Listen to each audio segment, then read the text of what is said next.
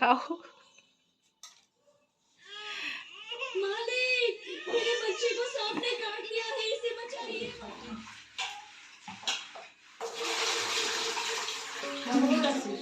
चालू कर।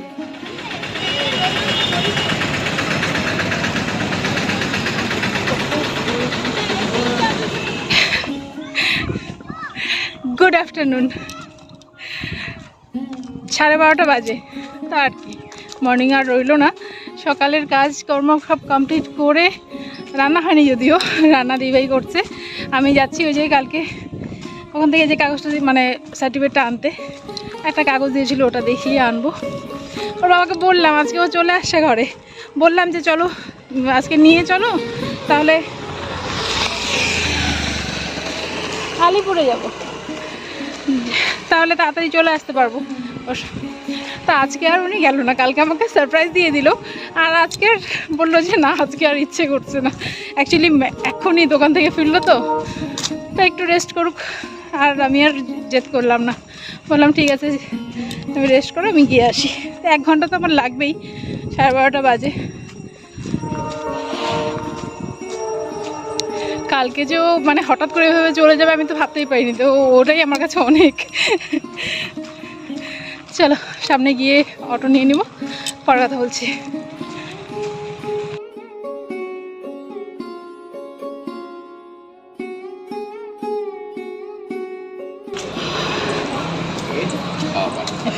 কি অবস্থা,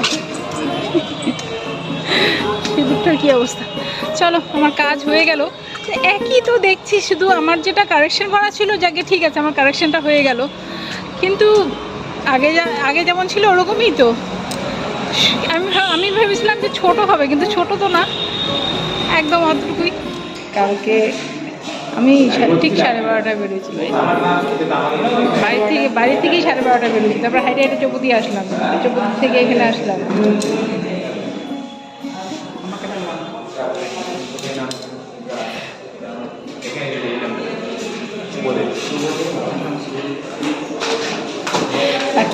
একবার বাইরে গিয়ে আবার ভেতরে আসছিলাম, ননদের সঙ্গে দেখা হলো, ননদের সঙ্গে তো ও ভাইগনার ওই যে স্কলারশিপের কাগজপত্র নিয়ে, ওর অনেক দেরি হবে, তাই আমি চলে যাচ্ছি। 1:30 বাজে এখানেই। আমি এতক্ষণে বাড়ি চলেই যেতাম, ওর সঙ্গে দেখা হলো দেখে একটু দেরি হয়ে গেল। চলো এবার বাড়ি গিয়েই কথা বলবো, অনেক দেরি হয়ে গেল। বলছিলাম 1:30টায় বাড়ি যাবো, এখানেই 1:30 বাজে। চলো ওখান থেকে বেরিয়ে সামনেই ছিল একটা ফুচকার দোকান, তো আমাকে অটো ধরার জন্য দাঁড়াতেই হতো। তো সামনে ফুচকার দোকান ছিল, ভাবলাম একটু ফুচকা খেয়ে নিই।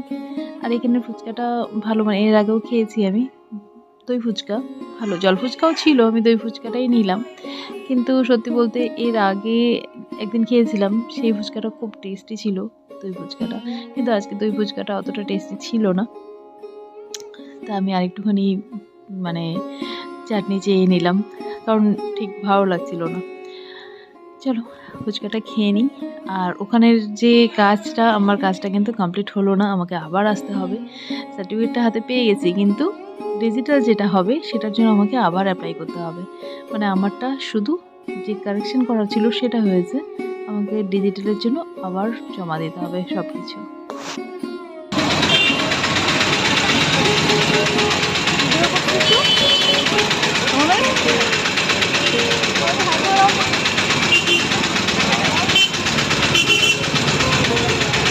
ওদেরকে দেখে স্কুলের কথা মনে পড়ে যাচ্ছে।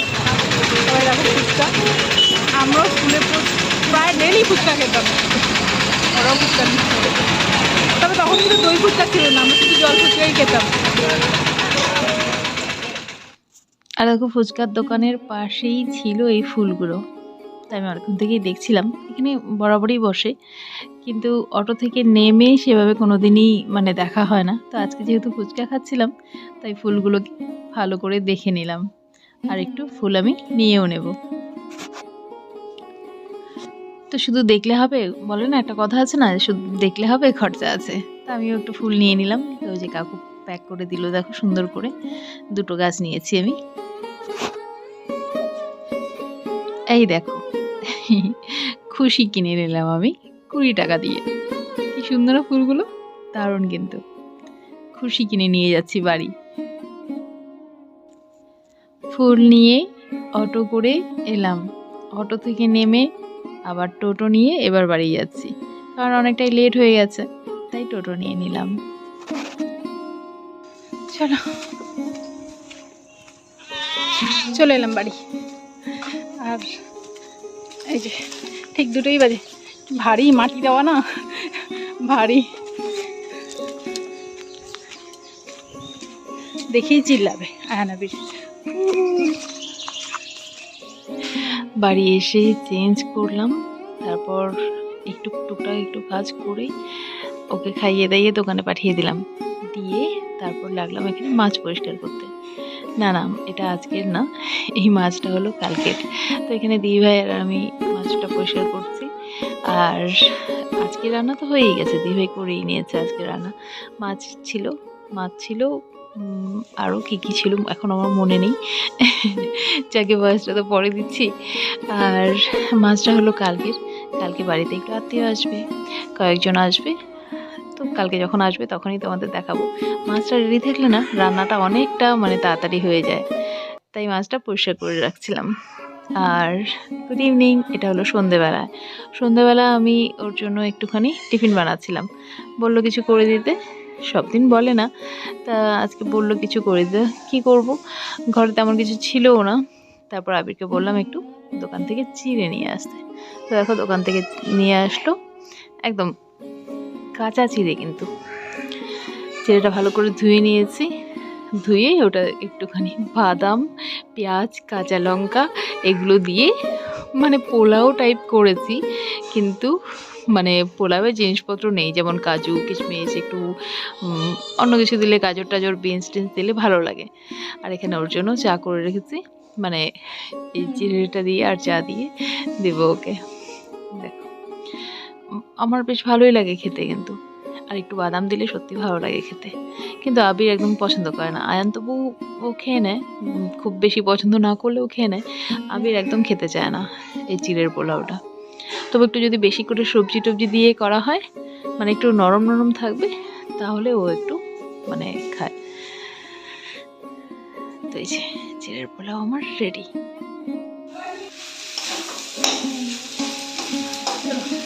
হয়েই গেছে পোলাওটা, কিছু ছাড়া, কাজু কিশমিশ ছাড়া পোলাও থেকে হয়ে গেছে। এবার নামিয়ে নিচ্ছি, কেমন দিয়ে আসি।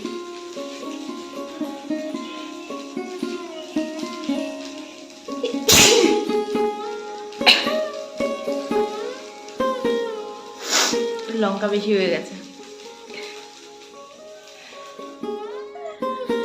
দেখেন নামিয়ে নিলাম থালার মধ্যে, আর একটু সুন্দর করে গার্নিশ করে দিলাম।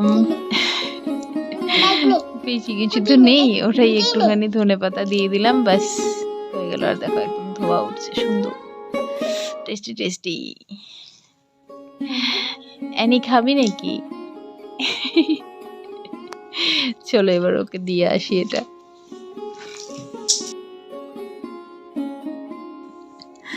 চলো ওকে দিয়ে আসি, জানি না মানে সামনে আসতে চাবে কি না, চলো দেখা যাক।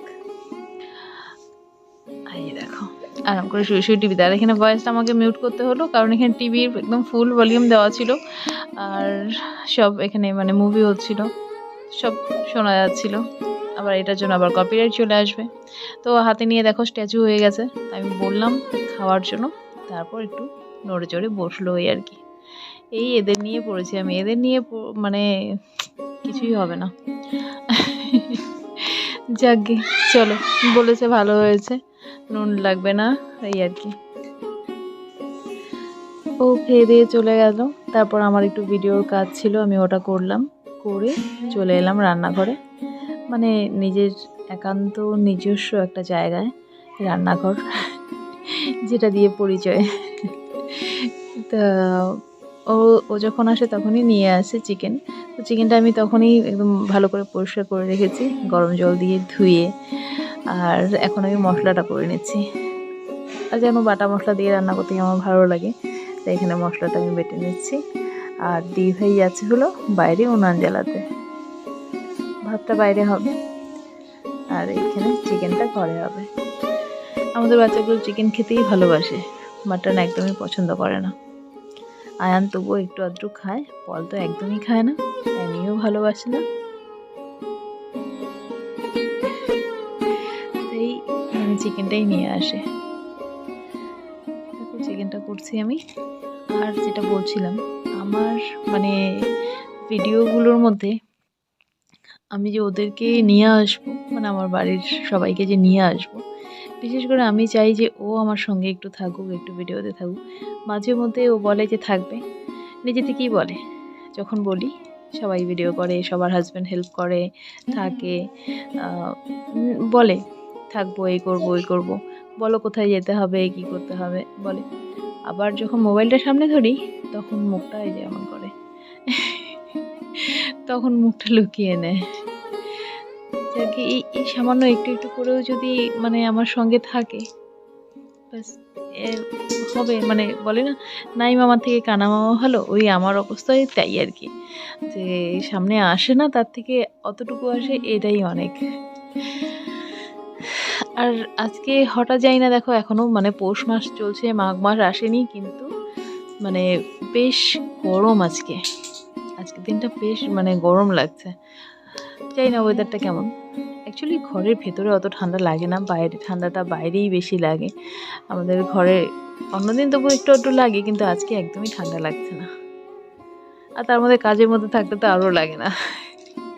অন্য সময় মানে সত্যি ঠান্ডাটা অনেকটাই কমে গেছে, কিন্তু কারণ অন্য সময় মানে ট্যাঙ্কির জল ধরা যেত না, বাসন মানে ধোয়ার জন্য ভীষণ মানে হাত ঠান্ডা বরফ হয়ে যেত, কিন্তু এখন ঠিক হয় না আগের মতো। ঠান্ডাটা আগের থেকে অনেকটাই কমে গেছে। যাকে চলো আমি রান্নাবান্নাটা কমপ্লিট করে নিই, অনেক বকবক করলাম। আর আমার ভিডিওগুলো মানে 2-3 দিন থেকে একটু একটু করে ভিউজ দিচ্ছে, আমি তার জন্য সত্যিই খুব হ্যাপি। তার জন্য মানে ব্লগটা আবার ঠিক মানে ভালো করে করতে ইচ্ছে করে, যে না ভালো করে ব্লগগুলো দিই। একটু একটু করে ভিউজ হচ্ছে, লাইক কমেন্ট হচ্ছে না ঠিকই, কিন্তু তাও একটু একটু করে ভিউজ হচ্ছে, ওটাতেই সত্যি খুব হ্যাপি লাগছে। তো আমি রান্নাটা করে নিই, তারপর দেখাচ্ছি কেমন। সঙ্গে থাকো, যেও না কিন্তু।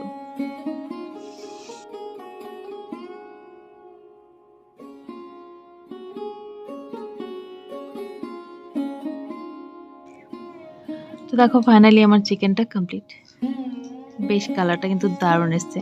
আর একটু চিকেন মশলা দেওয়া হয়েছে, চিকেন মশলা দিলে না একদম মানে টেস্টটাই মনে হয় একদম চেঞ্জ হয়ে যায়। তো আর আজকে চিকেনটা না একটু গ্রেভি গ্রেভি রাখলাম, খুব একটা ঝোল করিনি, ভালো হয়েছিল। আর রান্নাবান্না করে একটু বসছিলাম, একটু টিভি দেখছিলাম। তারপর আবির বললো মা ভাত দিয়ে দাও, বললাম তারা দিচ্ছি, কারণ একটা মুভি দেখছিলাম। আর দেখো লেট হচ্ছিল বলে ও শুয়ে পড়েছে। তো যাকে যেদিন চিকেন হয় সেদিন ও হাত দিয়েই খায়, তবে আয়ান না, আয়ানকে এখনও খাইয়ে দিতে হয়। চলো ওদেরকে খাইয়ে দিয়ে পরে আসছি।